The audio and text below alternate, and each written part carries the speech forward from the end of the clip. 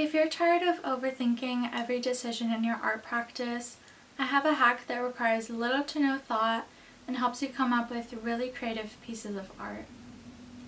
Basically, what I do is I come up with a subject for what I want to draw, and then I close my eyes and I draw it. And you don't even have to come up with a subject if you don't want to, but I think it helps give your piece more direction. I usually like to go in with a plan for what I want to make, and then I let the process do whatever it wants to do. I think this process of letting go of control and not worrying about the outcome is one of the biggest keys to creativity. And it can be hard to do that naturally, so sometimes closing your eyes and forcing yourself not to see the outcome can really help. Sometimes I'll just close my eyes for a moment to add more character to my drawings or paintings, and sometimes I'll close my eyes for the entirety of the drawing or painting. I think this works especially well for non-objective art where you're not trying to make a specific object, but it can also work for representational art as well, as long as you're not aiming for realism. When I use this process for representational art, I'll usually close my eyes during the sketching phase, and then I'll open my eyes during the editing or recreating phase. This gives me the best of both worlds because I get to come up with a lot of really unique and creative ideas without actually having to think, and I also get to use my artistic eye to make any changes that I think would improve the artwork. Some of you might be thinking, isn't this just a blind contour drawing? And that is one specific way of doing it, but I'm suggesting you use this process in a wide variety of ways. According to creativeglossary.com, a blind contour drawing is a line drawing that is created without the use of constantly looking at the paper. Instead, one concentrates intensely on the item that they are drawing and tries to draw the many shifts of lines and tangents of lines seen. These types of drawings enhance one's eye-hand coordination and create a better awareness of changes of form and space.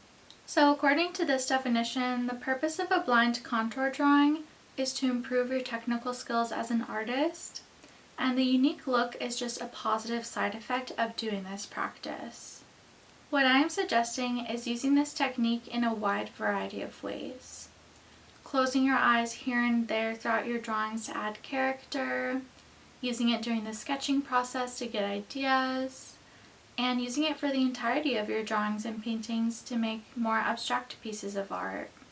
I'm currently working on a video of me designing a custom typeface using this technique, so if you're excited to watch that, make sure you subscribe to my channel and turn on notifications so you don't miss it. But for now, I'll show you an example clip of me using this technique so you can see how it works. So I'm doing an acrylic abstract non-objective painting inspired by one of my favorite album covers. And if you can guess the album cover, let me know in the comments and I'll let you know if you got it right. But anyways, I was opening my eyes as I was looking at the paintbrushes, paints, and reference photo because I wanted to make sure that I was getting all the colors that I wanted and also not getting any paint on the floor.